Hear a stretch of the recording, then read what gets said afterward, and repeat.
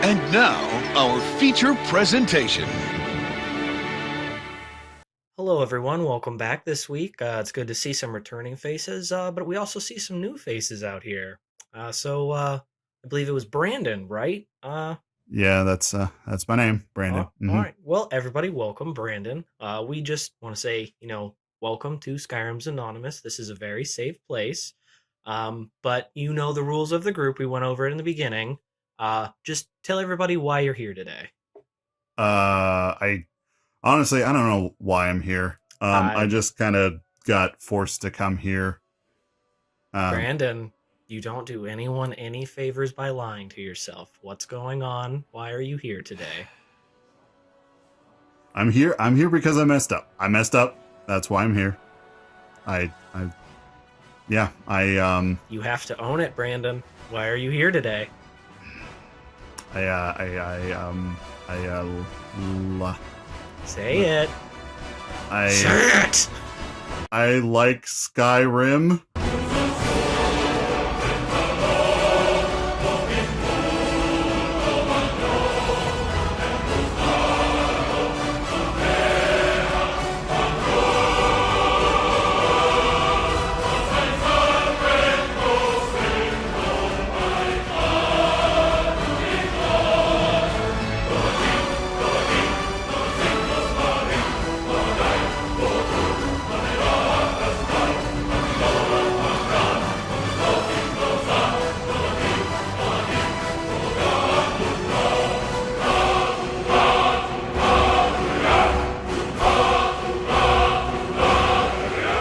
Hello, everybody, and welcome back to his It Sure Is a Podcast.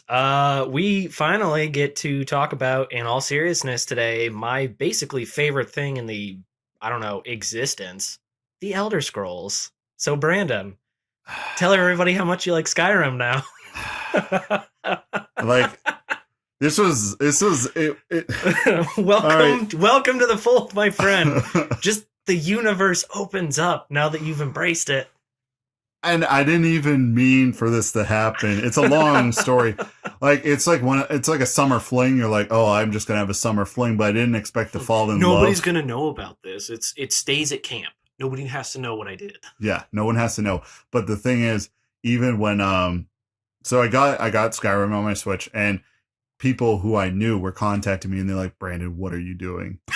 I love that it's so well known that people were like, wait, what is he playing? Exactly. She took a picture on Discord and sent it to me, and she's like, I know what you're doing. And I'm like, you keep that to yourself. No one needs to know.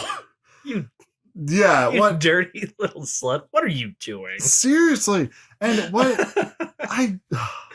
and I have to shut that off because everyone's like, oh, what are you playing? What are you playing? And everyone's nosy about that. I'm like, just let me play. You just gotta appear game. Offline. There has to be an option. There is. Everything has it, but for the Switch, it's like you have to go through at least 3 menus instead of one. It's just like, oh, I can say I'm online or not online. But yeah, at the end of the day, I will admit that I was wrong about Elder Scrolls in general. I was wrong. And I know you got this big smug grin on your face. You're like, yes. Yeah, No, actually, I mean, I'm happy for you because it's going to be awesome for all of this exploration and, finding out what characters what races you like, what powers you like, all that fun stuff on Oblivion and Skyrim. Like, it's great. But I do feel bad when the inevitability hits you when you're like, this is so cool. I can't wait for the next game. And then in the back of your mind, you're going to be like, oh, God. It's going to affect me now. Decades before we get the next one. And then that little piece of you will, I won't even say it'll die. It'll just harden in your heart. You're like, I must steel myself for this long wait. There would be nothing else to fill this void. That's right. You harden your heart for that. Yeah. Like I was saying earlier, I didn't plan on falling in love. I planned on a fling. So here's the story. I got a collection of Walmart gift cards from family and also from donating blood, and I had this little collection. So I went over to the old Wally Mart, went and got some stuff, and I always like to go browse by the electronics just because, I mean, gosh, I've done it. Everybody does. Yeah. It's so much fun to just kind of see what's available. Exactly. I go there and I'm looking around and I'm just like, I see Skyrim sitting there. I see that it's like actually on sale, not by a lot. The base price is like 50, $60, whatever. It was like 10% off. And then with all the gift cards, I was like, I kind of want to challenge myself. I kind of want to play it, give it a run through, and have an objective opinion on what I don't like about it. Because when we had that discussion, like the second podcast you were on, I admitted, like, I have not played through it. I have not played like past a certain section because I got bored. So then, and I will say that is a completely fair opinion, because if you don't know, the whole point of that one, I think why it's so much fun, is the further you get in it, the more fun it gets, because you start unlocking more and more quests, more options. You discover your own playstyle. In the beginning, it's so much, it's almost boring, because you're like, well, I don't know. Like, what, I don't, if you don't understand the mechanics and stuff, it can get like absolutely overwhelming to the point where you're like, this isn't fun. Because that's what happened with me in The Witcher 3. The first time I played it, there was like so much on it. I'm like, I'm done. I don't want to do this. The second time, because I at least had the basics of it, loved it and played the ever living crap out of it. Yeah. And like, there's parts of it where it's like, I'm about to be like, I've seen everything there is to see. And mechanically, you've seen everything there is to see, like in the first few hours, just like, oh, you upgrade this, you upgrade that. But it's more of like the items you can get. And then you go over a crest of a hill and you look and you're like, oh, there's a town here. You go into the town and they have their own little problem. And they're like, oh, you want to help fix this? And I'm like, yeah, sure. Why not? You have to love the mini stories in there, because like I said, character development, Elder Scrolls sucks. ESO has it a little bit more because there's storylines, but like Skyrim itself, there's characters in there you can like. Don't get me wrong, there's definitely characters I like in there, but it's no Mass Effect, it's no Dragon Age, it's no Witcher. Character interaction and development is not their thing. It's gameplay, and like I said, to me, half the fun of it is I give it my own backstory. I give my dude a whole history of what he is, and why he's doing this stuff. So, and it's just that freedom, that being able to play in the sandbox. Yep. And, there's enough structure there to consider it a game, but also they're just like, go, solve that quest your own way. I have to ask, did you buy a house yet? No, I have the money. I'm just deciding where I want to set up shop. I mean, you can get wherever you want. I would recommend, and I don't know if anybody else does this, but I call it the warehouse. I would get the one in Whiterun first because it's super cheap. You can upgrade it fairly cheaply. And there's a bunch of, like, the blacksmith has all of that stuff there for if you want to upgrade, whatnot. You can keep all those items in your house. I don't even live there. I will buy 4 or 5 other houses and put all my nice stuff there. Whiterun is nothing but a trading post for me, and that is nothing but a warehouse.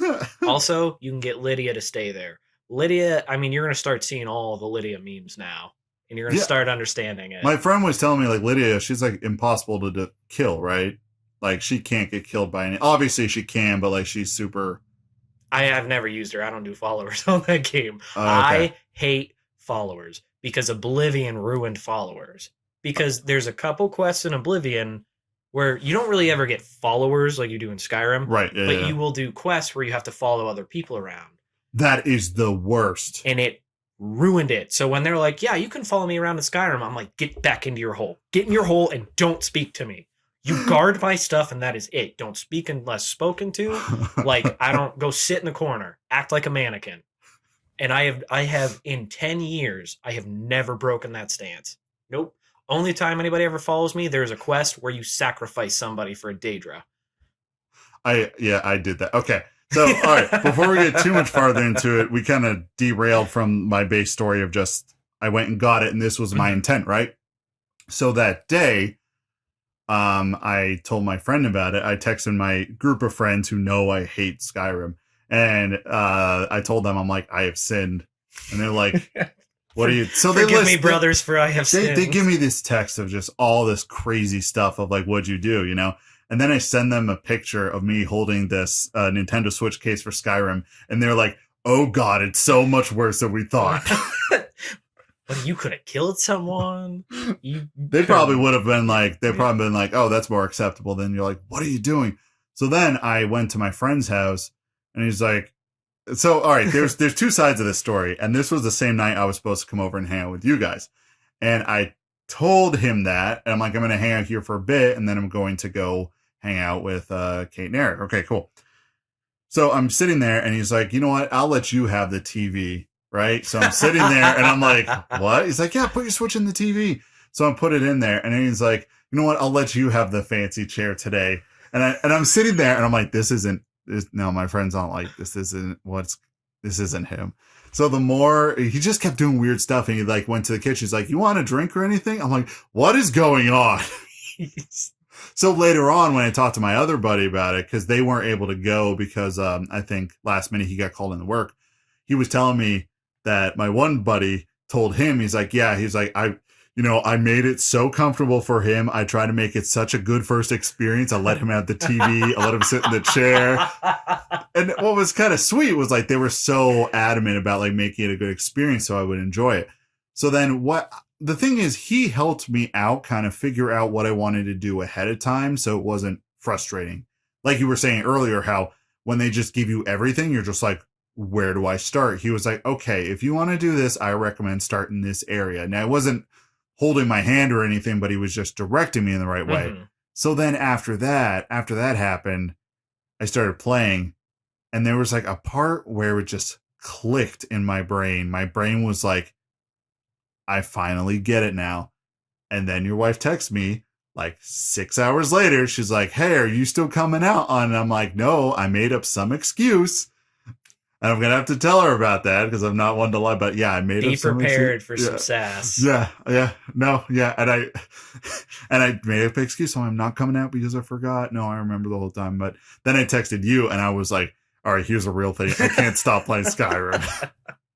And I know I'm super late to the party, but like they said, it's better late than never. Yeah, but you still have time to fully play it, enjoy it, and then you don't have that long wait for the next one. Seriously. So I think you're golden. I also, you said it was a little bit off or like on sale. Did you get the 10-year anniversary one or did you get the other? No, this is the Switch one. So like, I doubt they put in any of that other 10th anniversary stuff in there. All they did was put in fishing. Supposedly that was like the only addition. And actually, was fishing. That was one thing I was like, that'd be pretty cool.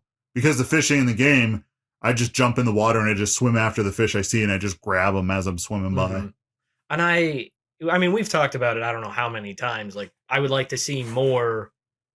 What you got, it, I don't want to say game of the year, but you got all the DLC, right? Yeah. It's been out long enough. I'm assuming just every copy probably has it at this point. Yeah, it has the Hearthhome, the Dragonborn, and then the Dawn Guard. Those are the three, right? Yes. Dawn Guard, I'm not going to lie, they're all awesome. You actually might really like the house portion because it's a lot of, you don't just like build a house. You actually have to gather all the crap for it. Yeah, and build the stuff. My friend was showing me that yesterday. I've only like done it like once. I was like, that was a lot of work. I'm just going to buy my house, and then once I'm like at a point where I don't want to do quests, then I'll focus on the house. And honestly, with my other friends, we've just have days where we call it same room Skyrim. We all bring our Switches. We just sit in the same room and play. And I was asking my friend, I'm like, he bought it for the Switch. You know, when I went over, he's like, don't you have this on PS4? He's like, yeah. And I'm like, but you just bought it for the Switch. He's like, yeah. Here's the thing. I had it for PS4 on a while, and they opened it to mods. So you can download all these different mods, do whatever you want with it. I found it less fun. My whole big thing was, all I want to do is change the color of my armor. I know that probably sounds really stupid, but I'm right. That I'm weird like that. I pick my playstyles based on weapons, what the weapons look like, and what the armor looks like. I'm that nerdy for it. And I was like, well, there's some armor, like, all I want to do, I just wanted a slightly different color. And I can't do that. So I got all the mods, and it went off the rails. Wait until you see, it's an old meme, but it is still one of my favorites. It's like, okay, I'm not going to go crazy with mods in Skyrim. And it's like a few hours later, it's Whiterun on fire because Thomas the Tank Engine is running around breathing fire. I have seen that one. Yeah, that was dang close to what happened to me. And I'm like, this isn't fun. Because you could auto level up and all that. Right. There used to be a glitch which you don't get to experience that glitch anymore. They patched it out, unfortunately. Oh, But you could read a book and get to level 81, which is like all of your skills at 100. Now, they did the legendary thing. So once you get your skill to 100, you can reset it. So it's and allocate your points in different spots. yeah, so Another thing my friend taught me, and it's he was like already like his enchanting was 100, and his level was like 34. oh yeah, it's there's I don't know if there probably is. I don't want to say there isn't ways to level up quickly like that. Oblivion's still my favorite for the training purposes of just hacking the Mm-hmm. game. Mm-hmm. But yeah, I found Skyrim to be a lot more fun when I got rid of it. I traded it in on PS4 and I just didn't play it for a while. And then I was like, they're like, you can do it on Switch, but there's no mods. I'm like, I have to play it the way it was intended to be played. Got it and fell in love with it all over again because I was like, no mods. This is great. I don't have to worry about this. But also, it's functional and playable on the go. Yes, that like, was the other thing. And well, I don't know if this was telling of how I would enjoy it, but like when I got it on the Switch, the guy at Walmart was just like, "Oh, are you getting this on Switch? Have you played it before?" And I kind of like I summarized it. I'm like, I only played a little bit. It didn't really catch me, but all my friends talk so good about it. And the guy was just like, it's just like, I play this all the time. I don't stop playing. I just take long breaks. It might be a year, might, be 2 years. It's exactly it though. This is a game in Oblivion 2. You can have a file, not play it for like 6 months to a year. You can pick it up and you're going again. You're just right back in it. And the guy was like super excited. And I did tell him, I was like, well, the upside is like I can go to the bathroom and play it. And he's like, that's the best thing about the Switch. Like I could just be playing on the TV. I just pop it out there, go take a dump, and then I come back. Like you don't have to stop, which is, I'm so glad that's where gaming is at right now. And don't stop gaming for anything. No, even if you crap, we used to have to crap our pants or pee in bottles instead of going to the bathroom. Now we can take it with us. And so at the same time, as soon as I got Skyrim, I just like got so sucked into it. And I was talking to Eric before we start recording, like there's a bunch of life stuff going on. And I told him like I've pretty much just dissociated with the negative stuff going on and just played Skyrim. No joke. When I was in high school, or I was just starting high school, and we were in the city and we moved out of it to like suburbs. And Right, I didn't know anybody. I was going to start at a new school. I was going to start high school, 9th grade. Oh, and that's when you moved, like going into high school? I was in 8th grade and we moved. And so I finished out. My parents were like, we'll let you do you want to switch now or do you want to finish it out? I'm like, it's going to suck no matter what. So let me finish out at least where I know what's going on. I didn't necessarily like, because it was a city school. It was nice that they gave you that option, just because some parents would be like, I don't give a crap. Or leave. In retrospect, it probably would have been smarter if I had switched, even though it was halfway through the year. But anyway, but I didn't know anybody. And I'm super antisocial, as everybody already knows, but I always have trouble like making new friends. So Oblivion was my life. That dissociation thing, I'm like, okay, school and family and this loneliness and depression, that's not real. That's my dream state. Oblivion, this is real life. I would play that non-stop. And like since I got Skyrim, I saw Oblivion on Steam and I was just like, it's cheap. That's gotta be super cheap, yeah. It's cheap for like everything. And actually, like when I got Skyrim, a few articles and a few videos like kind of just started popping around the web that were probably directed at me because everything's always listening. It's like, oh, we got Skyrim. And they were just like, Oblivion, still great after like 21 plus years, however long it's been out. And they're like, it's still great. Like, it's like, it's just. And like, it's cool that like I'm playing that because I see hints of Morrowind in that, but I see like the transformation of heading into Skyrim, which I think there can be a balance between Oblivion and Skyrim, just where like in Oblivion, your armor could break. Right? Or like the... Yeah, you have to... That's one of the few things... And, I mean, every game has those things that you don't like. One of them, and mine, is the armorer... Can't speak. Is a skill. The armorer? Yeah. But, yeah, your equipment degrades with use, which is annoying as heck. Yeah. Now, in the beginning of the game, it's worse. As you progress through and get better equipment and stuff, it's not as big a deal. You Right. can, I mean, if you become a master armor, which just through playing should happen because you're going to be repairing your stuff so much. Eventually, it's once you're a master, you only need one repair hammer. It never breaks, and then so you just have to put up with fighting, and then it becomes routine. Okay, after a fight, no enemies, repair your stuff, keep going. Mm-hmm. But That's not in Skyrim, is it? no, they took that away in Skyrim, and That's I was like, what yes! that's what I was thinking, and yeah, and I will say, like, I'm thoroughly enjoying my time, and I admit fully that I was wrong. Now I'm like on the Skyrim, uh, bandwagon. There's probably like a pun in there somewhere, given how the game starts. Oh, you're finally awake. Oh, how did I not think of that? Hey, you, Brandon, I see you're finally awake.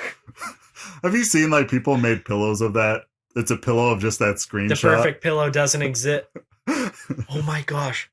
The absolute, I'm going to go to hell. I'm going to go to hell because I laughed at this. And never have I felt such shame laughing at, it wasn't even a meme because it was like a short video. Yeah.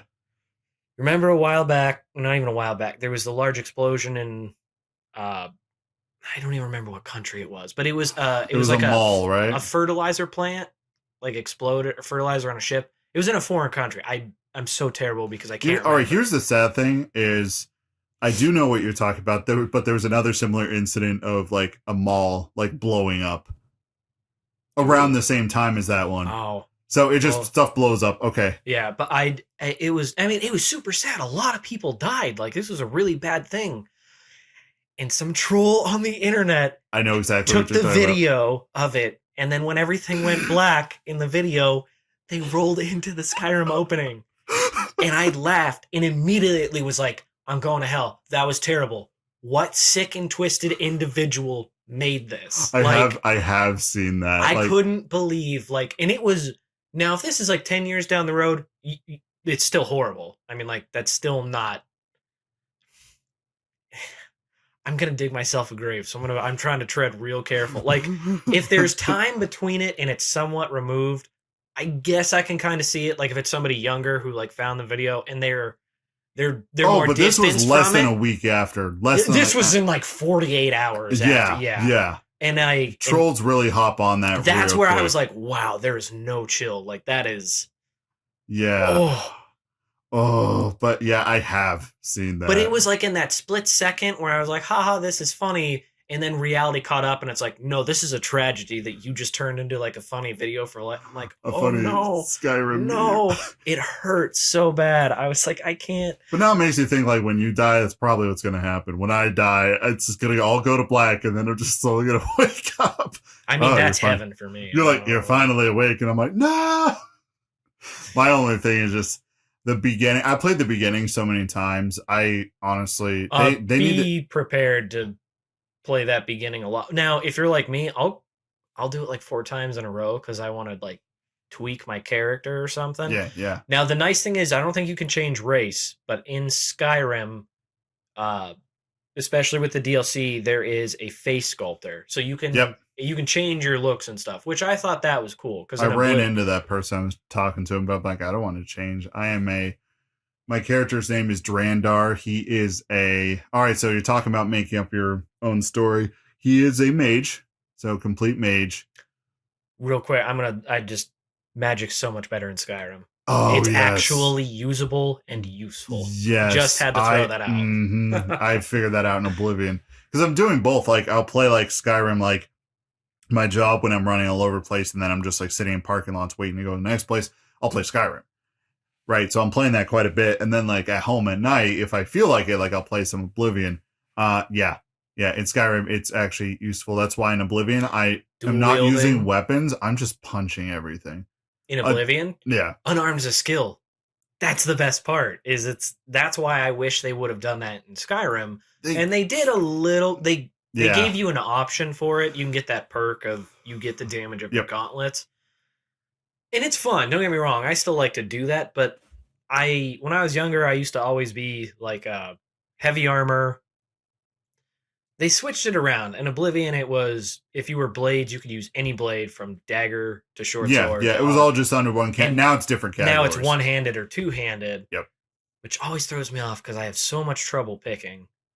I'm almost 30, and instead of worrying about like my mortgage, my marriage, my family, I'm like, I don't know what weapon to use. I don't know what weapon I want to use in Skyrim. Yeah, I've started noticing that issue, but I conjure a lot of stuff. Like Conjuration's awesome, and you can still do weapons, and you can conjure your weapons. Which is... I can conjure weapons. I've been dabbling in that a little bit, but I literally just have these enchanted. I have 2 different enchanted axes. One powered by shock, and the other one powered by fire. So just in case I need to get in close, and I've upgraded the skill enough where I'm actually able to do something. Mm-hmm. But yeah, I use spells. I am a raging alcoholic. I just steal all the alcohol. Did you find the drug tree yet? Not yet. Oh my gosh, I found that on Skyrim. I've been told of the drug tree. Love it. There's a spigot in the tree. You can get it's sleeping tree sap, and it actually makes your dude trip when you use it. Like the screen goes like purple and blue, right? And you see like triples of it. It's awesome. That is my bolt hole for my dude. I play as an Imperial because I'm playing as a boring white guy because I am a boring white guy. You can't even like disassociate yourself with like who you are. For a long time, I used to play as the Dark Elves because I was like, I liked sneaking, I liked archery, I thought they were cool. The older I get, I'm like, I don't really think that would be me. I kind of like being a jack of all trades type of deal. I like to do some trading, some adventuring, some fighting. Still love the bow. The bow is just so much fun. I can't not love the bow. But also Drandar is a Khajiit. Just throwing that in there. I think raging alcoholic Khajiit. Oh, so you're just gonna play into the stereotype in that game? Yeah, pretty much. Yeah, drug addicts and thieves. Yeah, all the Khajiit. I didn't even know that. You're not even allowed in the cities. I didn't even know that until like my friend was telling me. Like said pretty much the same thing. It's like, oh, you're just gonna be like a legit Khajiit. I'm like, what are you talking about? It's like they're all drug addicts. I'm like, damn it. Now I'm running around just like literally. I'll go in the places, just steal all the booze. I'm the archmage at Winterhold. Oh, you did that whole quest line already. Yeah, I wear the archmage thing. I have a. Oh, you have a dragon mask? Yeah, the dragon mask that gives me the 100% regeneration on magic. Did you find what is it called? And if you completed that, you would have been at the place. It's Shalador's Maze or something like that. The Labyrinthian. Yes. So there's an actual labyrinth there. I did that. The running through the maze and everything? Yeah. Damn it. Somebody had to tell me about that. I was all embarrassed because I like went there and I was like, how did I miss this? And it's just some tiny little off the way. Well, thing. Yeah, I went that way first before like the other path. I got lost in that and I'm like, I'm not even supposed to be here. Well, you can get a book that like tells you how to go through it all. Did you got the thing at the end then, right? Diadem of the Savant? Mm-hmm. Nice. There is also, did you find the wooden mask then? Mm-mm. Okay. All of those dragon masks, however many, it's like 8 of them, I think. If you collect all 8, you go back to that place. Somewhere in there, it's like a skeleton. It's got like a knife through its heart. Yeah. The note next to it. Anyway, there's a wooden mask lying next to it. If you pick it up and you put it on in that room, you disappear. And you reappear in that room, but it's not a ruin anymore. You can place all those dragon masks, and if you get all of them and place them, the middle one opens up, and it's like a golden dragon mask. Oh, I might have to do that. There was one helmet I got with horns.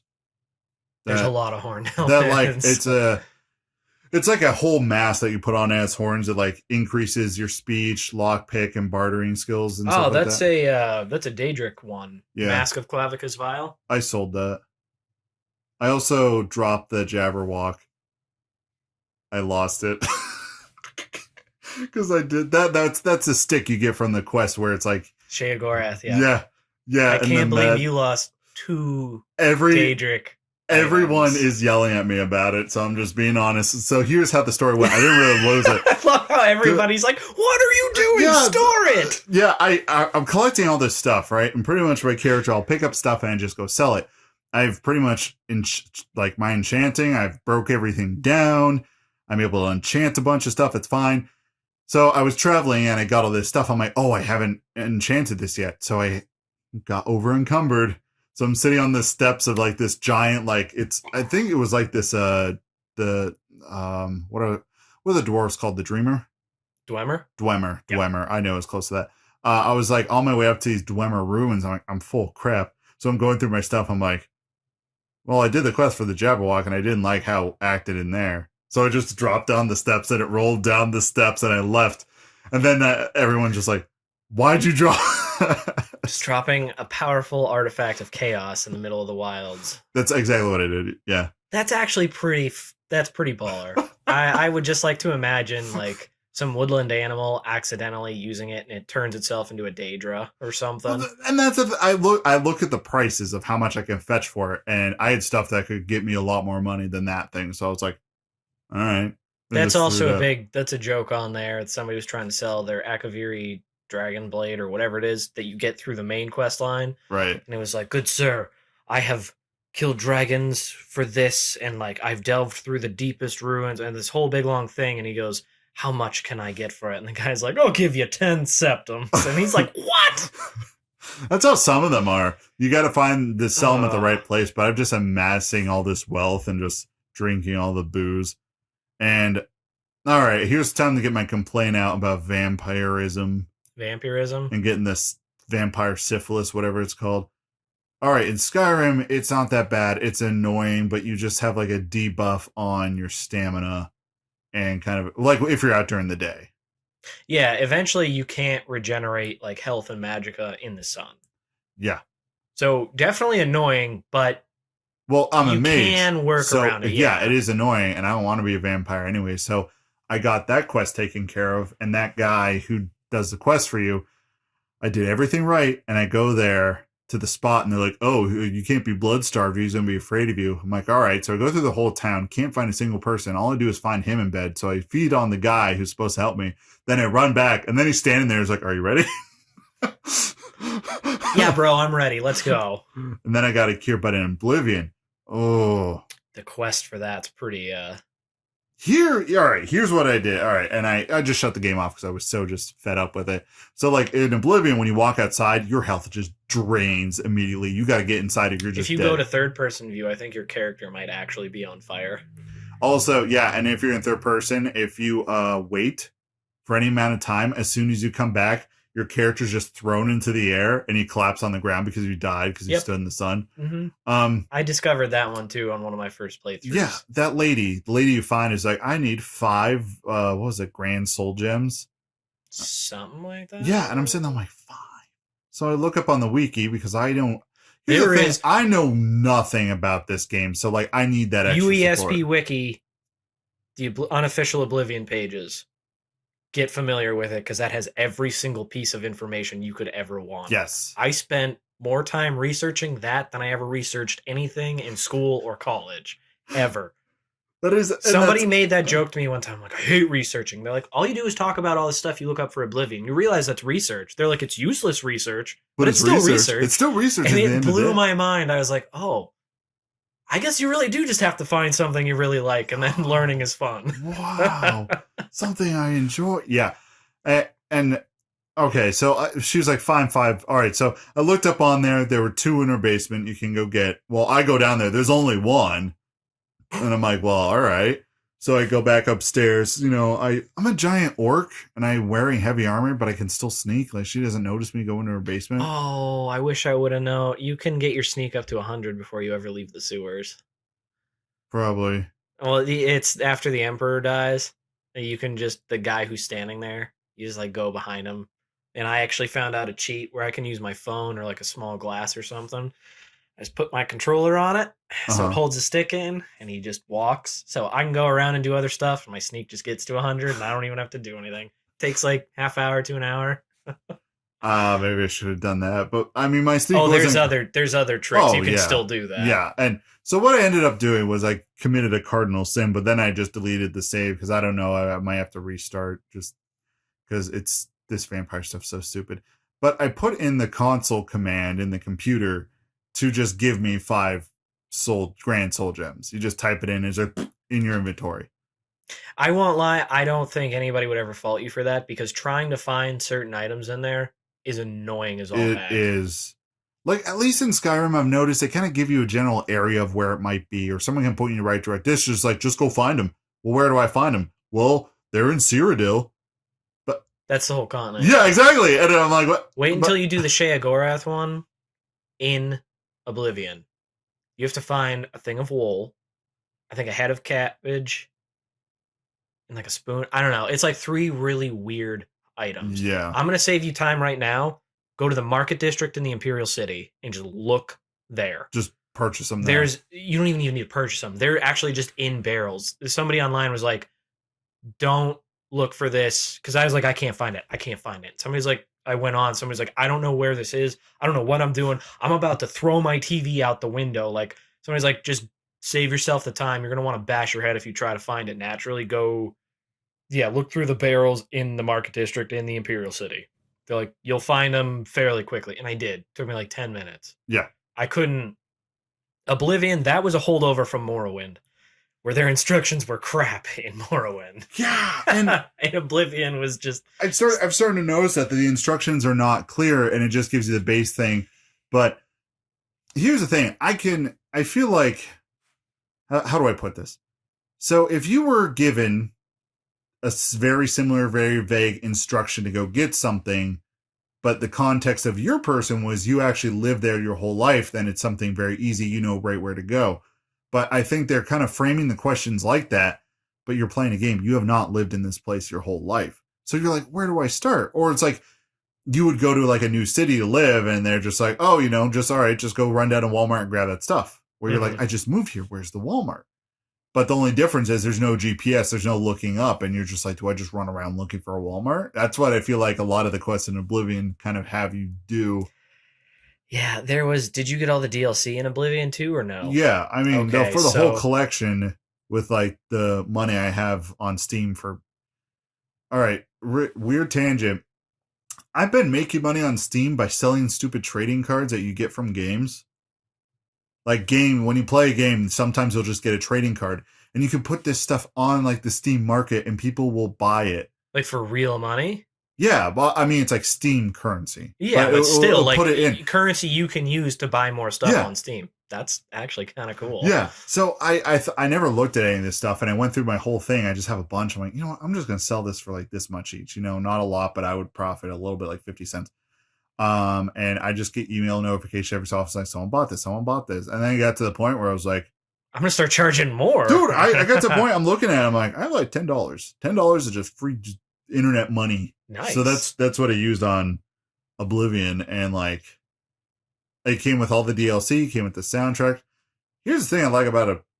Now, I think we're kind of jumping back and forth, but this was just the episode where it's like, Brandon, what's your thoughts on Skyrim? Because obviously you hated it, and that episode's titled Coming Out. We can just talk for 3 hours and make it a 3-part series. Yeah, of just Skyrim, just talking about... Hey, if that dude can make a 12-hour video, I think we can talk about it for a couple hours. I'm still working through that. I'm on hour 7 or 8. God bless your soul. I won't do it. Now I'm just more interested, just because this guy is like nefariously nitpicking the story, but like he does like say like, I do really like this game, but since I like it so much, I'm gonna tear this thing apart because there's definitely like glitches and stuff that isn't cool about it. Like, but again, that's gonna be in any game. Yeah. So honestly, and looking at both of the environments I've been in, I like Cyrodiil better than Skyrim. I know that's a controversial opinion because I feel like I like the colors more in Oblivion, only because that's why Skyrim is white, gray, brown, sometimes green. And they do that on purpose because Skyrim is supposed to be like a hardy, like the Nords are. Yeah, it's like a big tundra and a big mountainous region. I get that, and they hit it, on the head 100%. But I agree. That's just a personal thing. I'm like, I like Cyrodiil and Oblivion better. I agree with you. I think there's a wider range. Like it has that snowy, dark mountain range up north. But then you get to see this whole nice, big, vibrant rest of the world. And everybody's like, you have that in Skyrim too. Not to the same extent. You just don't. And that's why I really wanted an Oblivion remake. And everybody's like, the developed Bethesda, they were like, well, people remade it in the modded section, so you can just get they call it Sky Oblivion. They're like, you can just download it as a mod. I don't want to do that. I wanted you guys to do an official release, like remake of it. Oh, but they're not going to, because why do the extra work when people will do it for us for free? Then just buy that remake off of that mod off of them, polish it up in your own, slap a label on it. They would and then never do that. I know they can release Skyrim 14 times, but they can't do an Oblivion just because I think it would be cool. I'm not going to do it. I'm not buying it for the PS4 again. I refuse, because mods ruin that game for me. So I can't. I have to play it on the Switch. Yeah, but they're very different, and I agree. Did you in Oblivion? Did you find the unicorn yet? No. Okay. I'm not as far into Oblivion as I am with, because literally the first thing I did, I just went to the fighters arena and I just did that whole quest line, and that's just all I did. And That's a really quick one to do. I just punched everything. Did you kill the guy at the end, or did you spare him? Well, here's the thing. I never talked to the guy, right? Only at the end, but there were supposed to be dialogue options where the Grey Prince, you kind of find out that. Oh, yeah, no, you can either fight. That's what it was. You can fight him regularly, or you can do his side quests, and he realizes what he is. Yeah. And then he's like, just kill me. He Yep. stands there, and he's like, I want to die, man. Just kill me. Yep. I didn't do that because I forgot. I never talked to him. I was so just focused. And I thought it was naturally going to be introduced because I knew it was a quest by watching that video. And then I do it and I punch him and I'm like, and he's dead, just face down in the dirt. And I'm like, oh no. Oh no. And the thing is, like, these are the kind of games, like, I know save scumming is a thing. I mean, I do it too. And it's not a bad thing, but it's like, sometimes I like that when something comes up, I have to fix the problem instead of me just, oh, I didn't like how that turned, so I'm going back to last save. Like becoming a vampire. Like, dude, I didn't want that. And knowing what I know now, within 3 days of getting that cure disease potion, I could have handled that. But I was just like, you know what? I'm just going to keep going with it. I'm going to roll with it. I'm going to fix this problem, because I think that's part of the magic of it, is like, oh, here's a problem. Here's a situation. Go solve it, instead of just like, I'm just reloading. But in Oblivion, no vampire, no. Yeah, vampirism kind of sucks in that game. Because as soon as I put those gems in, I don't think I finished this thing. As soon as I put the gems in my inventory, I went to Leigh. She's like, all right, now I need this, this, this, and this. And it was like a bunch of ingredients. I'm like, it's a long I was just like, screw that. I just shut it off. I was like, I'm done for the night. It's not as fun, which is sad. Skyrim, like I said, eventually, when it first came out before the Dawnguard DLC, vampirism wasn't that great in that game either. Yeah. Now, it was cool. Like, it had certain, I guess, appealing factors to it. Right. But it just, when you compare it to the werewolf disease in there, there's no contest. Yeah. Initially, werewolf had no downside, and it was just fun. But then they added the Dawnguard DLC in Skyrim, and you can get like the Van Helsing style, like vampire lord vampirism.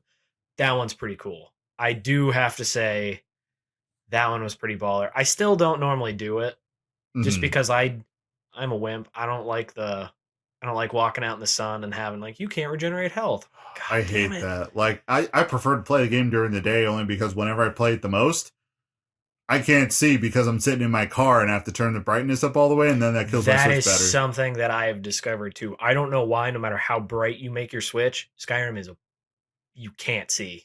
And then in the actual like game settings, you can't increase the brightness. Nope. And I've looked like a bunch of times. I'm like, are you kidding I will me? say torch, or you can get like night eye. Yeah, but since I'm a Khajiit, I just slap on the night eye. But still, it's even tough. So like, I will always play, and I'll avoid doing dungeons like if I'm sitting in a parking lot, just because I'm not going to be able to see. I finally made the switch back to like one-handed swords. I think that's like my main thing that I use now. Right. Just so I can either have a spell in the other hand or carry a torch, because I'm like, this is ridiculous. I can't see, and I don't care. Yeah. Yeah. And I think playing through Skyrim, and I haven't beaten it, but I'm already, since I got it last Saturday, right? And it's been an entire week, I've put close into like 40 some hours. So you got to think like you're going to put like 200 or 300 oh, hours yeah, in. Yeah. But I have more of appreciation for the Witcher's story, just because in my brain, before I, really sat down and played it, I thought, oh, Skyrim has such a deep, engaging story too. It really doesn't. It has a lot of lore. I will say Skyrim has great lore, But yeah, the story itself is It has. eh. Let me It's see. I need to get the definitions right because I'm not sure if like Skyrim has a good plot, but it doesn't have a good story. If that makes sense. yeah, because the plot is just like the main. I think the main story points. Like it's got a crazy cool storyline. It's just yeah, that execution of it was Yeah. Let kind of me. meh. Um. Okay. Okay. So a storyline is a series of events that occurred through time. A plot is the telling of these events in ways that create reader interest. So I would say, yeah, it has a good plot because creating that we could, all right, let's kind of condense this and put it in the terms of video game. The story is what's being told, the series of events, right? That is not interesting in Skyrim at all. That is very interesting in The Witcher because it is like he's searching for He's searching for his lost daughter. There's a war going on, and it's just the way the story's told. And I would even say the plot's interesting too because the story's told in a very interesting way where you go to all the places and you don't find her, but then you start to piece together like, oh, I'm going at this in the wrong order. Like the very first place you go is the very last place she's been, and then you go backwards. That was an interesting plot and story. Skyrim has an interesting plot, and that creative reader interest, or to create reader interest, that is done by you. That is done by the player, how you tackle anything in the world. The story, it's a giant dragon's coming to destroy the world. I think that's cool, but it's not super engaging the way they've kind of. That's what I've said from the beginning. You have to like the gameplay, and you have to make the story interesting to yourself. Exactly. Yeah, and because I've had so many experiences and interests, like interesting events that happen. I'm like, this is pretty cool. And I keep forgetting the game's like 10 years old. So I understand why like everyone lost their mind when this first came out. Because back then, especially coming fresh off of Oblivion, or not fresh, but like that was the last installment. And then to see the advancements they made in graphics and gameplay, the textures and everything, like it was crazy cool. And I'm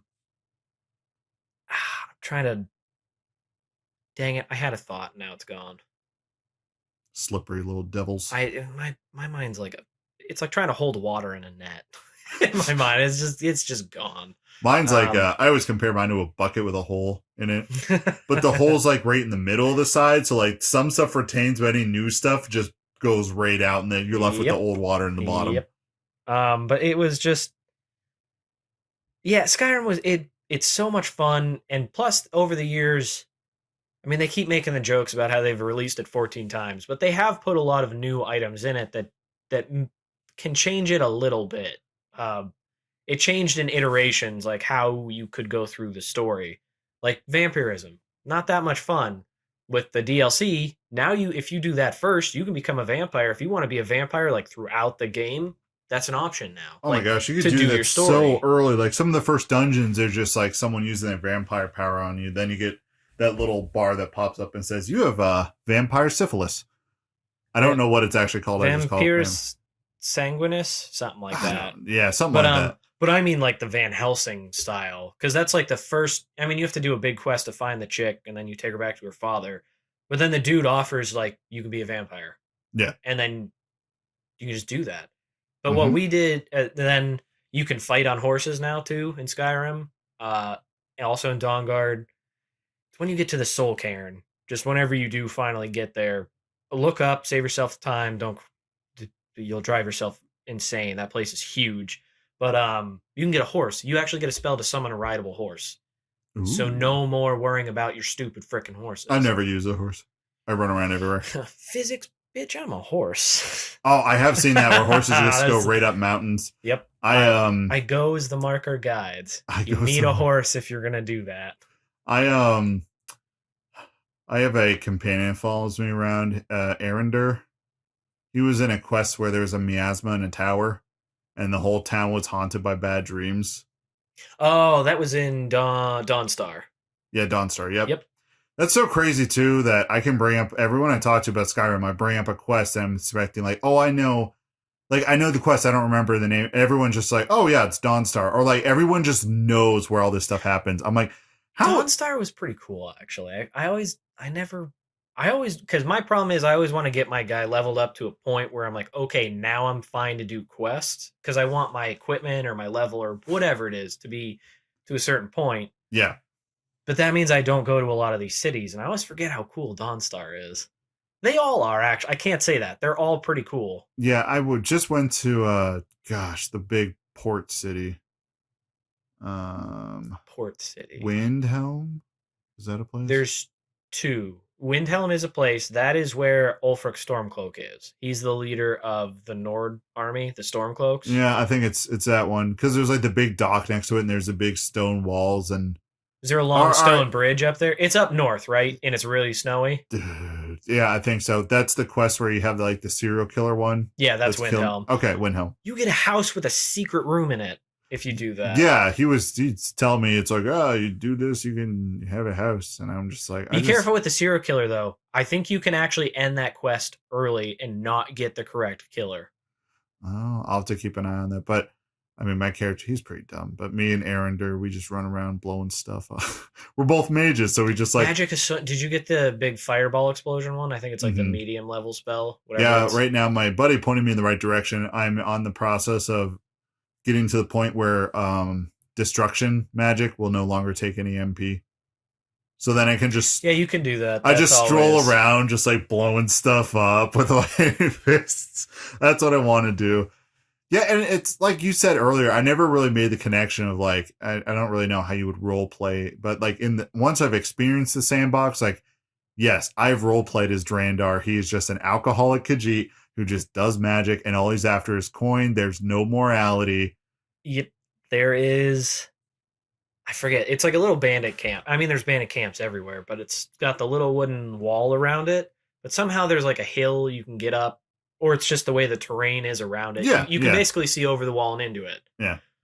I finally got that fireball spell, and I stumbled upon it, and I had the most fun ever. I think I actually was cackling out loud, but I was my own artillery because I just stood up, looked in there, and was just throwing exploding fireballs, and all the bandits are freaking out, and they're trying to run, and it's just, the base is just exploding with fireballs everywhere. It was awesome. And then I strolled in for like the one or two who were left. And there's always just one or two that just get lost somewhere. I kind of had a similar experience, but it was me, Arender, and then the Fire Atronach. Oh yeah, the Fire Atronach. That Atronach that I summoned, and we're just all sitting there at the top of the hill going, firing lightning bolts, like lightning bolt, like fireballs down on him. I think it was just like a little bandit camp, like that was set right in front of a cave. Yeah, and we were on top of it, and we're just like throwing stuff down there, panicking, freaking out. It's so much fun. Wait until you can summon 2 things at a time, or have 2 dead bodies reanimated at a time. Dragons, if you're ever having trouble, Storm Atronachs. They can actually hit the dragons because it's not like a fireball where it has to travel when you cast lightning. It's not a projectile, it's a hit scan. Yeah, it's where it just immediately goes there. It's immediately, like right there. And because it's computer targeted, they hit it. So you can at least chip away at their health if you have them with you. I discovered that. I honestly haven't had much problems with dragons. At first I kind of did, but once I got my magic up, I literally just heal with one hand, blast them with fire with the other hand, or ice, whatever is more effective at the time, and I just stand there. There's under restoration, there's a ward spell. Yeah. Whatever the medium level, I can't think of what the actual name is, but whatever. There's like lesser ward, and then there's like not so lesser ward. Something like that. It's like the medium level one, it stops their frost attacks. So you can just do that, and if your magic's good enough, you can do that and just cast the other spell the other hand. So it's yeah. And I'm thinking about not using a shield and maybe trying to, when I get back to Skyrim, because I started Oblivion again, and I am just loving it. All I'm doing is training right now. You're just training, and it's nice that there's that option. I didn't know that because I thought there was something on my pants. Skyrim's a little bit different, but I like it because their leveling system is way better than Oblivion was. I don't like how I understand why they do it, but they're like, oh, you must rest in think on what you have learned, and that's how you level up. You have to rest, right? Oh, in Oblivion? Yeah. Yeah. So in Oblivion, I'm like, all right, I'm going to go rest. So I go to the, the arena. I've been working hard, get the level up. I sleep right next to two people who are the people who give you the quest. I wake up vampire. Yeah. And I'm like, this is bull. Yeah, you can cure yourself as long as you can have it for days and days, and you can have it for like a year in that game. It doesn't matter as long as you don't sleep. Yeah. But the second you The sleep, second I sleep, that's what. Yeah. They're two very different games, but like they're both good. It's just when you get used to one. Thankfully, I did not get used to Skyrim before I started playing Oblivion, just because I'm like, there's no expectation, if that makes sense. I just kind of like, oh, okay, this is how it works. If you play Skyrim first, Oblivion's probably really hard to play, because that happened with me in Morrowind. I played Oblivion first, and I was like, oh, well, Morrowind's got to be great. I went back, I played it for like an hour or two. I'm like, this sucks. I'm not doing it. Never touched it since. Yeah, and I think the only reason it's, the Elder Scrolls have kind of come out of obscurity was that they made it more streamlined in Oblivion and then in Skyrim. That's not a bad thing. I've just kind of noticed that like sometimes Skyrim will really hold my hand. Instead of like an Oblivion where it's like, okay, you have to get out of this dungeon. Yeah, Oblivion had it at least a little bit where you had to think for yourself. Just a little bit. It was never... Although I did in the Shivering Isles DLC, greatest DLC of all time, by the way. Is that Oblivion? Yes, you are gonna love that. Well, don't they have? Isn't the Shivering Isles the Madness? Yes, realm. That's the Sheogorath. Okay, DLC. yeah. So it's like where the one person's outside's like, I need to sleep with somewhere over my head, and the other person's like, I need to sleep outside because my house is gonna cave in. Yep. I remember Oblivion. I remember watching my friend play it all the time when I went to his house during the summer. But I never knew like what it was. I'm like, oh, just a cool fantasy game. Oblivion was just the Shivering Isles is awesome. Because there's that one, and then there's the Knights of the Nine, right? Yeah, Knights of the Nine is pretty cool too, but it takes place a little bit. I mean, it takes place in Cyrodiil. Right. But it's, I don't want to say it's less that it was fun. I did like it. But I was also evil a lot, so I couldn't always wear their stuff. Okay. And you just have to have, I think, more fame than infamy. Right, okay. But also, once you do the Thieves Guild and you get the Cowl of the Grey Fox, you literally become a new person. So you can go around and murder 100 people. Right. Take the cowl off, no infamy, and your bounty goes away. Now, if you put it back on, does it come right back? It comes right back, and all the guards will mob on you. But I would do that when I would get mad. I'd be like, all right, this dude's ticking me off or for whatever. I'd throw it on, kill him, and then run around a corner, take it off, and all the guards still run up to you. But instead of the arresting dialogue, it's like, how can I help you, citizen? I loved it. It was so fun. Oh, so I gotta say, the Oblivion has much more of a charm and a personality than Skyrim does. Not in a bad way. It's just like, I think Skyrim has better... I don't even want to say better gameplay. Skyrim was a little bit more... I know everybody's going to laugh when I say realistic, but it's not as... Like Oblivion, I got my acrobatics up. I can jump 10 feet in the air. Yeah. I can jump over somebody, hover in the air for like a half a second while I'm hitting them with my sword, and then finish jumping over them. And it's Skyrim, obviously, you can't do that. Nope. But you can't even run and jump at the same time. Yeah, I know. That's a little... stupid. Like I said, I still like Skyrim. It's just so different from Oblivion. I think it's not even really fair to compare them. Oh yeah, I think that's a linear progression of like, this is what it was, and we made all these improvements. And don't get me wrong, I think they improved on a lot. Like their quick equip system in Skyrim, way better. Oh yeah, the favorites bar, and you're just like scroll even if you through have 50 things on there, it's still faster and quicker, and I think a lot easier and more intuitive than the hotkey item on Oblivion. But oh well. Although the one thing I do miss, I think that Skyrim didn't get, I wish they would have done, alchemy. Alchemy in Oblivion. I'm not monkey with that at all in Oblivion. That's the best way to make money. Because you can carry, once you get it, you just equip it anywhere. You just go into your inventory and use it, and then that's how you do your alchemy. Oh, Okay. But Witcher style. so if you go anywhere like farms, as long as it's not stealing, you take all their stuff or steal it if it doesn't matter. Yeah. But yeah. that, or you can go to inns and whatever and buy all their food. Just buy the really cheap stuff. That's like 2 gold or 4 gold. Buy them Right. out of that. Make up a bunch of potions, then sell them back. Because vendors in Oblivion have a cap of how much you can do in one transaction, Right. but they have unlimited gold. So you can just sell nonstop. Whereas in Skyrim, They have limited gold. they have limited gold and then you have to wait 2 days. So it's, I don't want to say harder, because all you have to do is go outside, wait 2 days, and then go back in and you can do it. But in Oblivion, nah, you got 3 million gold you want to sell, or items.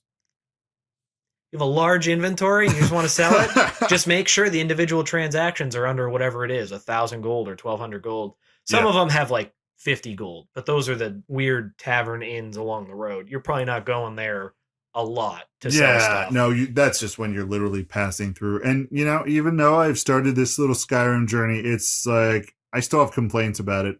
I'm not saying it's a perfect game. I am saying it's the greatest game. It's super fun, though. Oh, it's a blast. And that Skyrim's great because it's just a screw around game if you want it to be. You can play for the story. If you put your time and effort into the story, it can be good. Yeah, it can, but you got to put that time into it, and you have to read books and study the lore. And well, like a lot of times characters will talk. I'm like, I could care less. I'm just like, I'll throw you off this mountain peak. If I will actually say too, I think the guilds have better storylines than like the main quest. Oh yeah, because like the Assassin's Guild, great storyline. Honestly, the characters are pretty engaging in it. It's awesome. Mm-hmm. It's a whole roller coaster of a ride. You get betrayed at one point. So that's fun. That's in Riften, right? The Assassin's Guild? Or is that the Thieves Guild? The Thieves Guild? I mean, I'm mixing up Thieves Guild is Riften.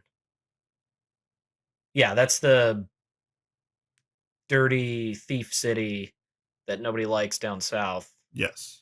Yeah, that's the Thieves Guild. The Assassin's Guild starts out in a sanctuary outside of Falkreath. That's what it was. But actually, have you started the Assassin's Guild in Skyrim? Nah. Okay, do you have the quest to start it? No. You literally just walk around and talk to people. Eventually somebody will tell you. Yeah. But there's a kid trying to contact the Dark Brotherhood in Windhelm. Oh. And then if you go talk to the kid, it's messed up, but it is like the funniest opening ever. He's sitting there because to contact them you have to pray to the Night Mother. Right. And you do a ritual and you have to have human remains. So there's this kid, I don't know where he got him, but there's human remains and he's sitting there stabbing the ground with a knife saying, sweet mother, send your child unto me. And whatever the thing is, and it's messed up. He is praying to kill someone. Like he needs you guys to come because he wants somebody dead. He's like 12 years old. Dude. And then you go and do it. And then the next time you rest or sleep or something like that, you get kidnapped by the Dark Brotherhood. And that's how you're in with them. Yeah. I found a door that keeps saying stuff to me. And it has the Dark Brotherhood handprint on it. Is it? Oh, that was probably in Dawnstar, I'm going to say, is where you found it. And it asks like. Oh, yeah, a question. Yeah, asks a question. Because they do that in Oblivion and they do that in this one. But the one in Dawnstar isn't the one you start in. Okay. I thought, I took some of my, I had to reload a save on this one because Arender, he's my buddy. So I was taking my Fable knowledge and they were saying like, talking about this door. And I'm like, if it's Dark Brotherhood, I wonder if I have to kill someone in front of it. Like that one demon door you have to do in Fable. So I'm like, I turned to Arender and I'm like, I'm sorry, little one. And I kill him. And then I'm sitting there and I turn back and nothing's changed. I'm like, crap. No, so then I reloaded. Those are both just story related. It'll unlock. The Dawnstar one unlocks later. The one outside of Falkreath is where you first, after you do the quest for Astrid or. Yeah. Is it Astrid? I can't remember. Anyway, well, there's also 2 routes, just if you want to try it. So when you first get kidnapped, basically there's 3 people in front of you and she says one of them has a target on their head. I'm a monster. I kill all 3 of them because I'm like, I don't really care. I'm not going to guess wrong. I'm just going to kill all 3 of them. Right. Yeah. But she laughs. It doesn't actually matter who you kill. I think as long as you kill one of them. Right. And she's like, okay, you're a murderer. You want to join this family? And then she gives you the location. You can, I think, spare them and you can kill her. And then if you kill her, you go to the nearest guard and you're like, hey, I just killed somebody from the Assassin's Guild and I know like where their hideout is. And they're like, haha, oh crap, you're serious. And then basically they just go in and destroy the Dark Brotherhood and you just don't do their quest line at all. And I think that's another thing I'm starting to notice is just like how deep the rabbit hole goes. My understanding before all this happened, and like I said, I planned on having a fling. I did not plan on falling in love. And I was sitting just Oh yeah, you can get married in Skyrim too. Oh Sorry, yeah, quick I interjection. watched my friend do that. The lady he married is nuts though. She comes in and she's just like demanding him to cook, and also she's like, no, it's like the us two, we're the only people in Skyrim worth loving, and I'm just sitting there. I'm like, who is this lady? She sounds crazy. But I just noticed, like, all right, I had the understanding that it was a sandbox that you could play around and mess around with the mechanics, but the missions were very just straightforward. And just now there are missions like that, but then you're describing there's missions with different avenues to it. Like, I know in Outer Worlds, this is the one thing I've noticed is like, I can complete the game with killing every person I see. They have ways they've accounted for that. But like in Skyrim, like you're saying, like you could kill her and have the guards going, now but, you miss out on the whole Dark Brotherhood quest line, yes, which is super rich, and I wouldn't recommend doing that your first time. But if you've done it before, or if like your character, say you want to create like a paladin or something, like where your character's backstory is, he's a person of like righteousness, that's an option. It's there. I think that's kind of funny to do.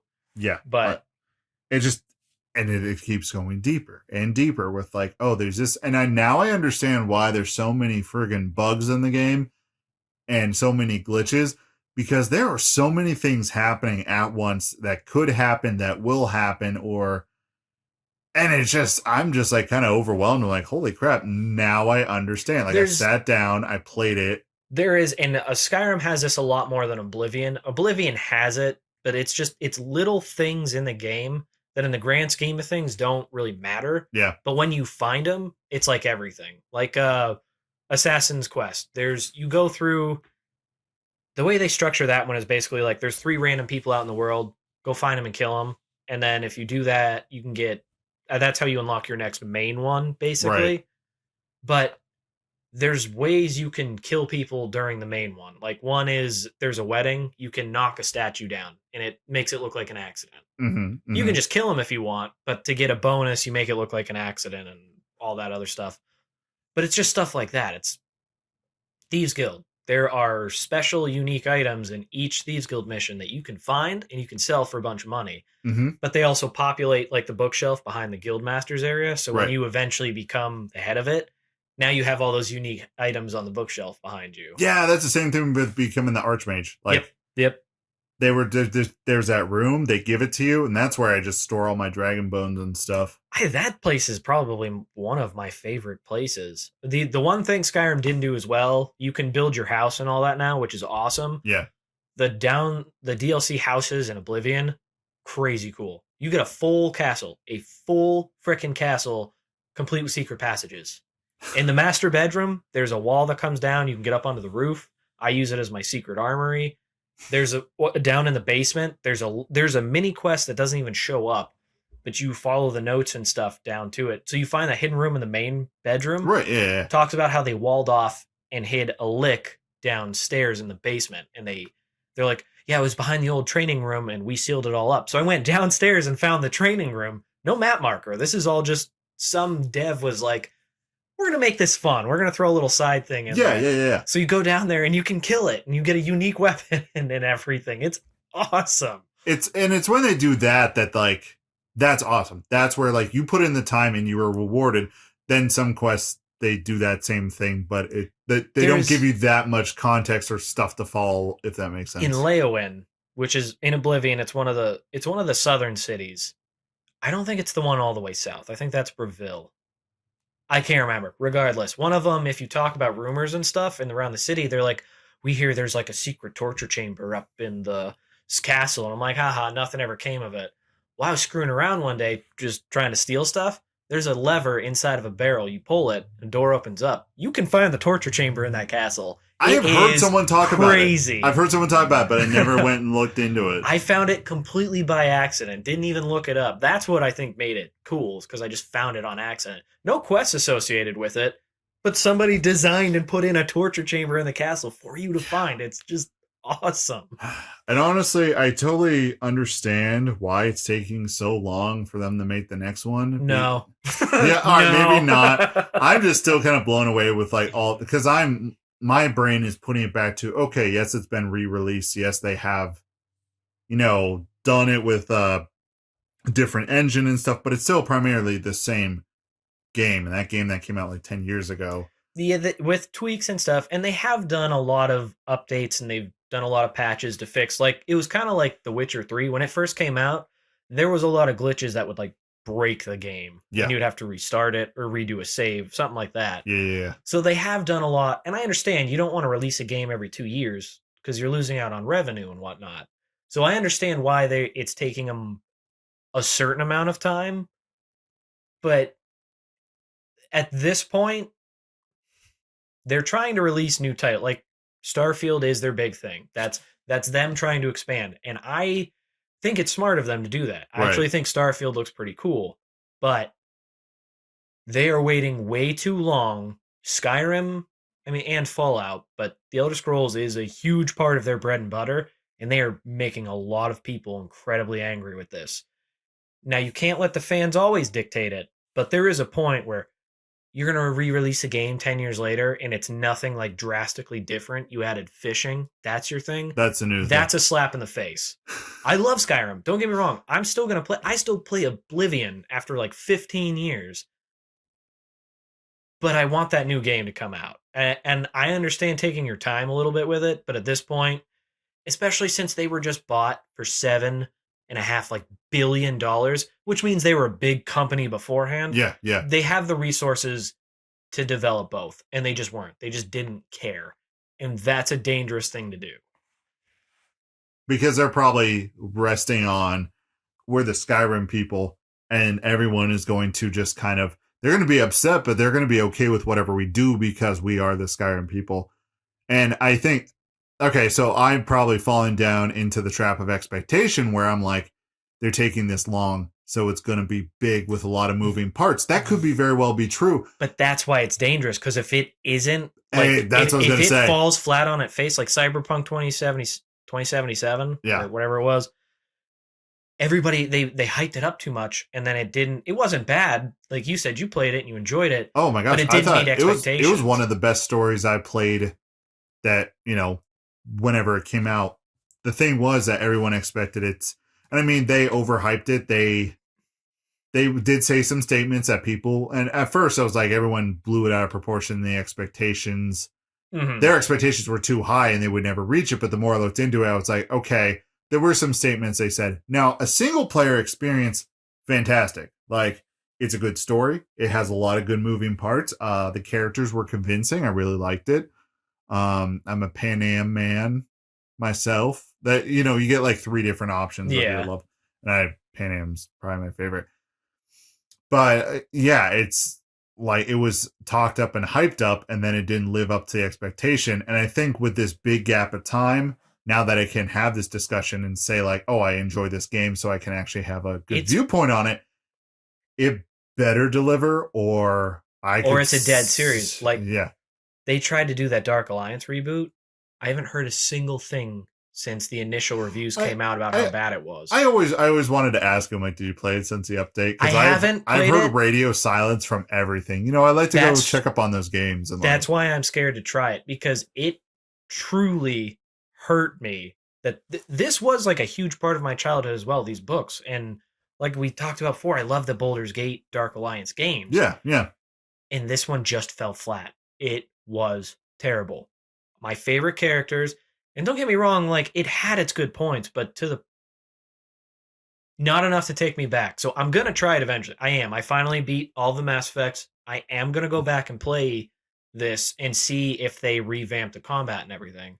My hope is they did. Fingers crossed.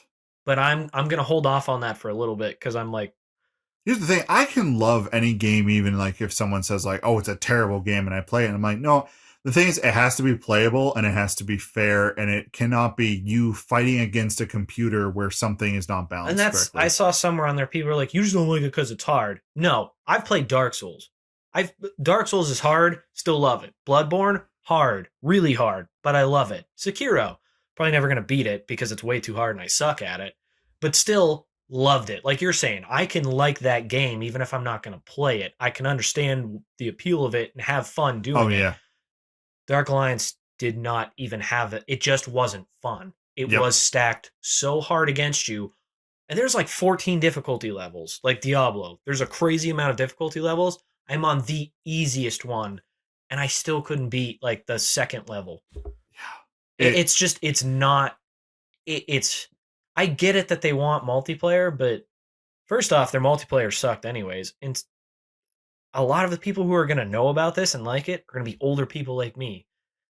Maybe they don't want to do multiplayer. Yeah. Multiplayer is a huge thing for the younger generation. Older gamers that like and I'm generalizing. There's plenty of older gamer who like multiplayer. Don't get me wrong. Right. But if you're going to do a game like that on an audience like that, I mean, this dude started writing the books in the 80s. Yeah. You can't. I think they wanted to try to revive it and throw it to the new generation, the new audience, and I just don't think it landed. It didn't land because they didn't do it well. First and foremost, they didn't do it well.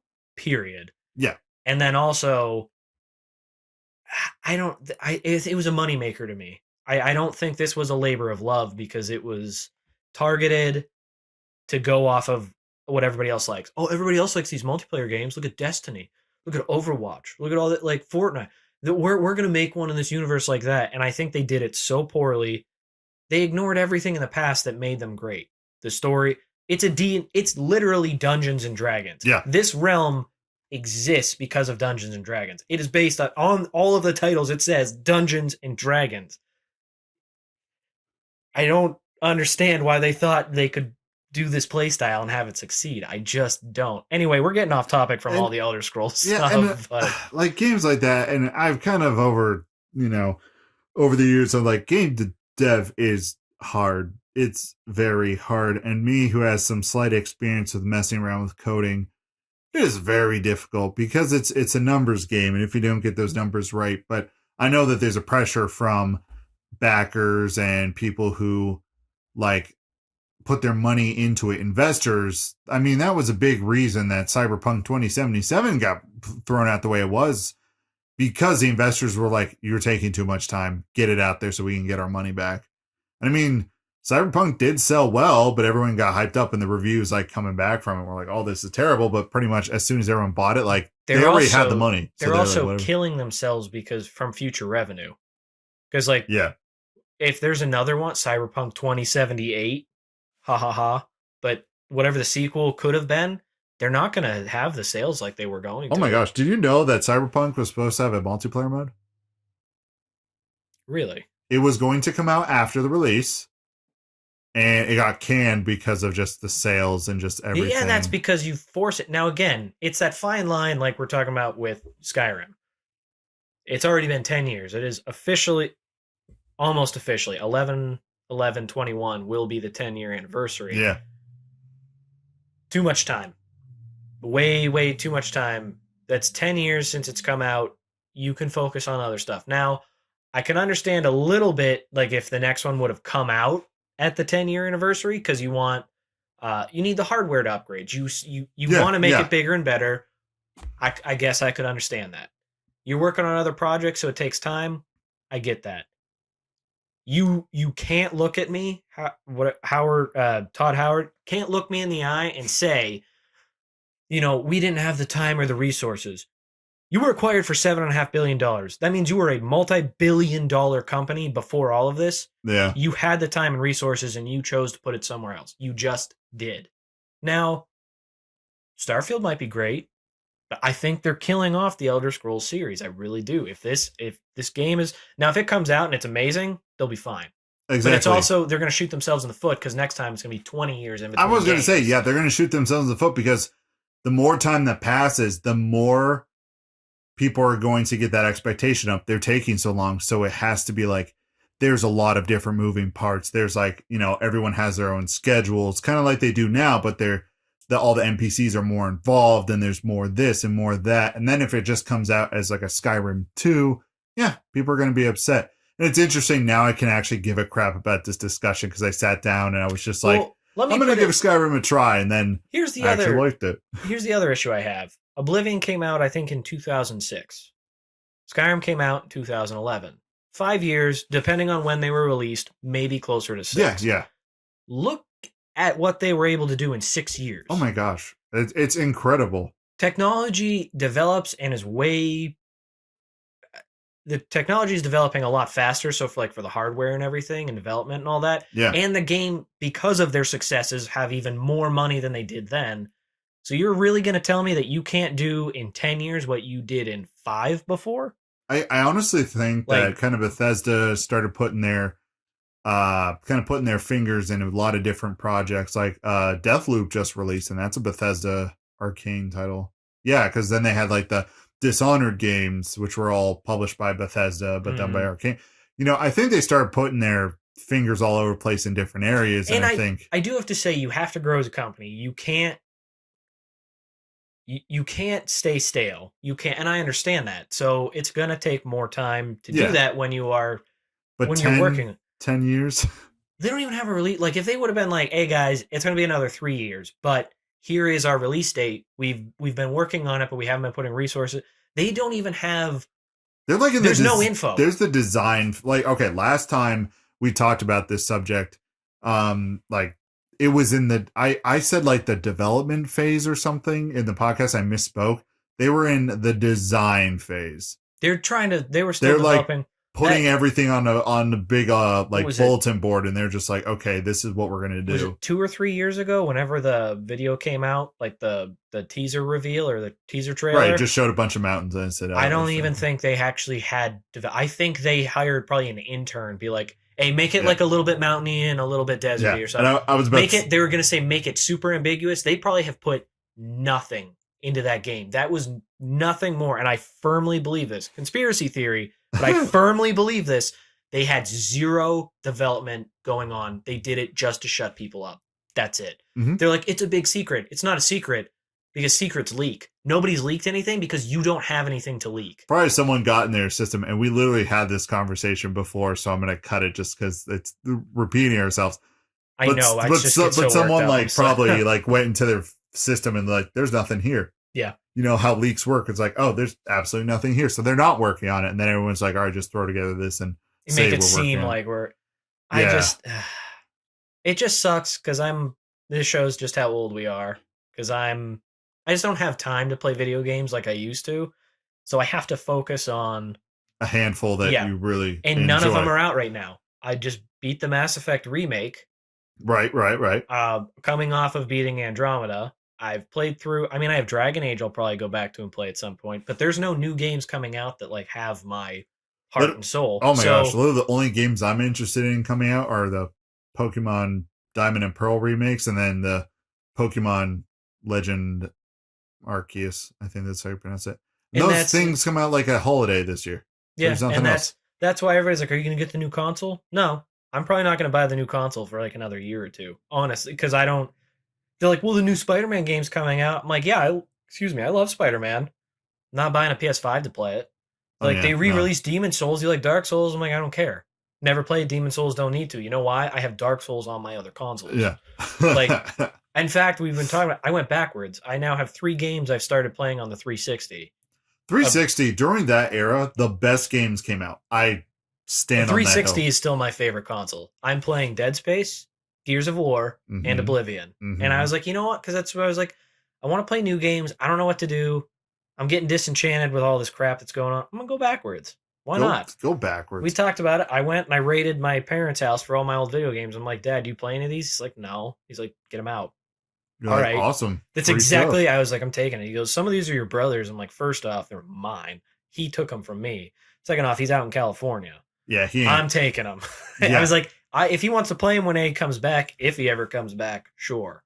But I'm taking them. During that time, there was BioShock 1 and 2, and I think even I have Infinite. all of the BioShocks on the PS4. That was a free game. I have all the BioShocks on the Switch. I mean, that's not much to brag on, but I'm like, I can play them while taking it. I've been wanting to play those again.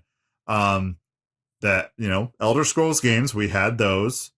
I mean, the list goes on and on of like that during Fallout 3 was. Yeah, that's I actually right. really liked Fallout 3 a And then lot. New Vegas. Never played New Vegas. I think I actually have it for the 360. I might have to try New it. Vegas is the good one. Well, no. Really? Everyone praises New Vegas because of how much flexibility and how many options you have of how to build your character instead of a lot of people compare Fallout 3 to being they say it's very linear story-wise, if that makes sense.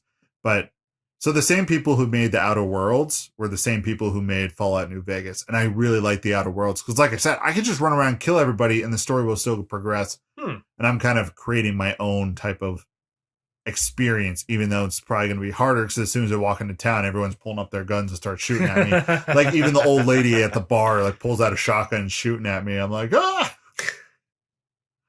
That must be why Fallout 4, they gave you options of who to join and how the story ends that way then. Yeah, like I said, I haven't really played the Fallout games a lot. I did play Fallout New Vegas and I really liked that. Only got halfway through it. But when I talk to people about it, they're like, you really liked New Vegas? I'm like, yeah, I really did. Are the other ones like that? They're like, no. I liked Fallout 4, I won't lie. I did get it. I think I got it when it was on sale. No, I just got to be fair. I never played Fallout 4 and I've only played the beginning of Fallout 3. Fallout's cool because it's a lot like Skyrim in the sense that it's just a post-apocalyptic world. Give your dude a backstory and go out and explore. And I like the combat system.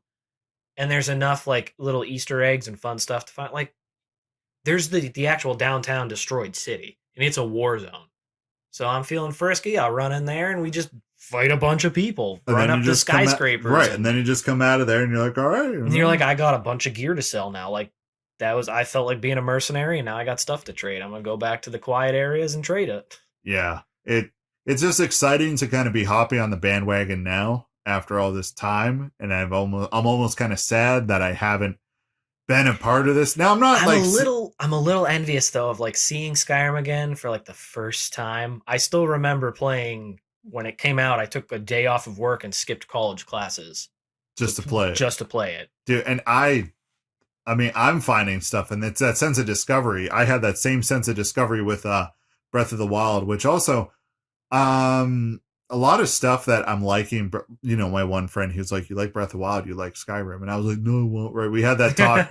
And then I played it. I'm like, oh, crap. I'm starting to notice little things that Breath of the Wild has that Skyrim had when it first came out. Like whenever combat happens, you hear the dun-dun-dun, the music starts, and you're sitting there like, where is it? Where is it? And you're pulling out your weapons, but you can't see them. Pulling your shield up or putting your weapon in block, and you're like, where are you? Where are you? And then, ready in your spells, and you're just like, I'm going to do it, man. I'm going to do it. Where are you? And in Breath of the Wild, they do the same thing. There's this little keynote that is almost kind of the same. It's just this little spike of anxiety out of nowhere. And you're like, where is it? Where is it? So you're pulling out your sword and shield. You're like, where is it? Where is it? Where's the enemy? And I think that's so cool, just having those cues. And also, like, sometimes you're running through the wilderness and there's no music at all. It's just all the diegetic sounds. And then I think I use that word right, because diegetic is like the sounds of just the environment. Mm-hmm. I could be wrong. Like I know. I don't know. If I got it wrong, you know what I mean. Yeah. So then I like kind of press on to like, okay, let's just go explore this area. And then like when you go to a town, some music starts. Like that's the stuff I like. I've noticed in some other open world games where it's just like either they have like music playing all the time and their themes are good, or they have no music at all. Mm-hmm. And I'm just like, there's got to be a balance, because whenever I walk into, I almost call it F Reef, but it's Falkreath. I always call it the other way. Whenever you like walk in there, music starts playing. Or when you go to Morthal, that one. Whenever you go in there, music start playing. And there's these experiences that I've had that I'm like, no one else has had. Or very similar. And I think that's another cool aspect of it. And I didn't know that. And I think only seriously sitting down, I'm like, I'm going to play it and see what I don't like. And then I realized like, oh, I really like this. Just the few times I played it, I just had a really bad first experience of like. It's a lot to take it. Like I didn't like Oblivion. We've talked about it before, so I'm not going to harp on it. But I didn't like it at first because there's just so much. Yeah. Once you get into it, like you're saying, there's just so much to discover, and that's why I don't like playing with the mods either. Is because it takes away that sense of discovery. Your dude is just instantly leveled. It's not fun because then it's like, okay, I found this cool ebony armor, whatever. I don't care. I already have dragon armor. Whatever. Right. Whereas if you're just doing it the way they wanted it, you have leather armor, and then all of a sudden you find, say, like glass armor or something. You're like, holy crap! Yeah. The one time I accidentally did a dungeon backwards because like you entered in at the exit point that they usually have. I was jumping up a mountain or something, and I was like, "There's a door, and it's not marked." Like, okay, cool. It was supposed to be after I ran through the dungeon. That was the exit. Well, I was a low level, and there was a Draugr there with an ebony sword, and he was just. It took me like 40 minutes to kill him because I was such a low level, but I finally killed him, and he had the ebony sword. The ebony sword destroyed everything. I ran through no trouble. I was just hacking and slashing and laughing the whole time. So then, like, doing it that way made it fun because I found something useful. Whereas if you just automatically level everything, it's not fun. And I think the modding, it's great that they added it to console so people can experience it.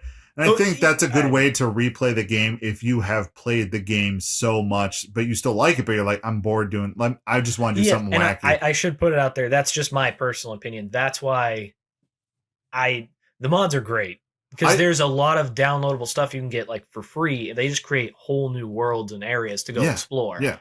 But it was just, I'm an idiot and I got lost in all of the other ones. It also like really, unless you've got a good computer like the PS4 and the Xbox One, kind of bogged it down really bad. Oh, I could imagine. I'm impressed that they were even able to put the mods on there. I think that it like can tailor your experience to something you want, or just a new way to play the game. You know, you played it for so long, but you're like, I want to do it a little differently. Nothing wrong with that. But I kind of agree with you on like, if you're playing it for the first time, play it the original way it was supposed to be played. Unless it's like older games that were like broken. Oh yeah. Like, to the point where they're almost unplayable. And because a good example of that is the Thief series, like the old computer game Thief. Those games, like everyone loved them, but they like to get them to run on a computer was really difficult. Now there's like fan mods and patches that make it playable for, you know, like I could just go get a copy and play it. But like if you were just to get it off Steam, you're gonna like run into all those bugs and issues. And there's like known things, but like as soon as like even Steam recommends like, okay, go download these patches from the fans.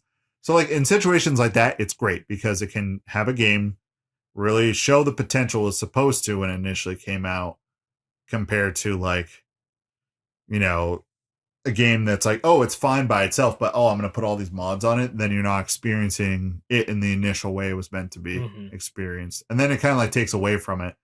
Like if I played Skyrim with mods and I ran around as a big titty, you know, anime GF, and then I went back and I had to play as a Argonian, big titty Argonian. No, I probably like that. Shoot. I think you can play as a big titted Argonian. Dude, yeah. And I learned you can't walk away from Skyrim without at least one new fetish. So, all right, if I ran around Skyrim and I had a gun the whole time, and then I went back and played with a sword, I'm going to miss the gun.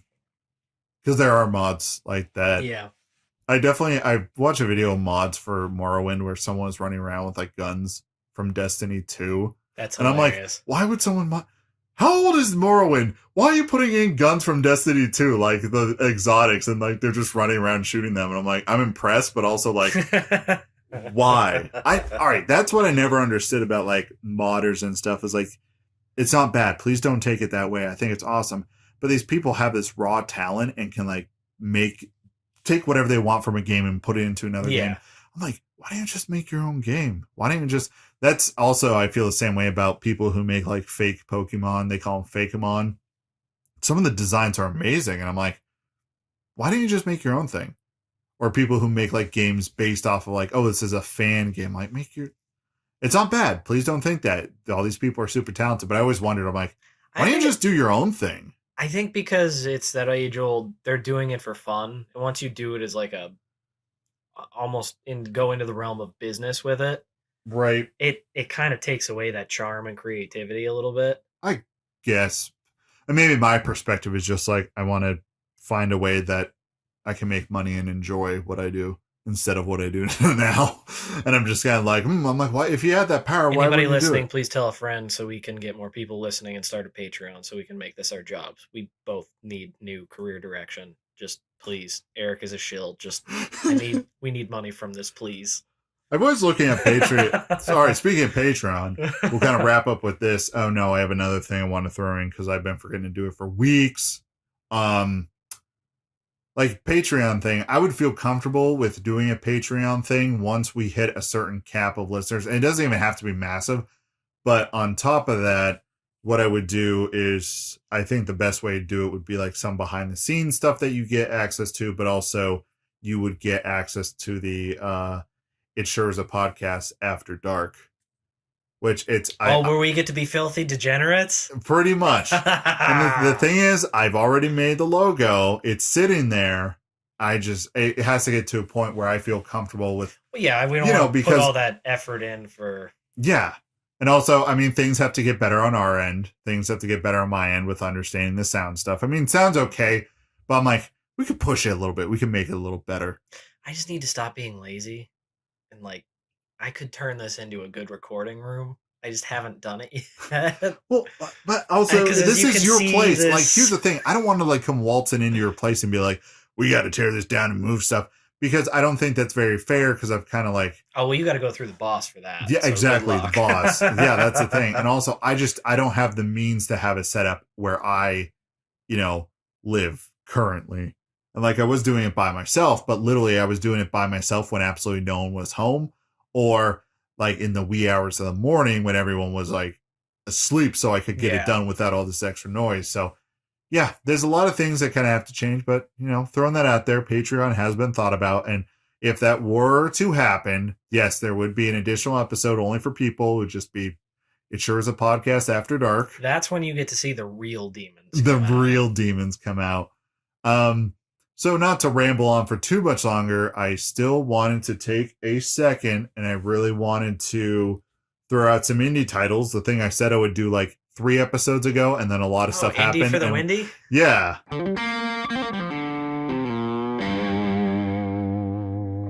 What up, indies?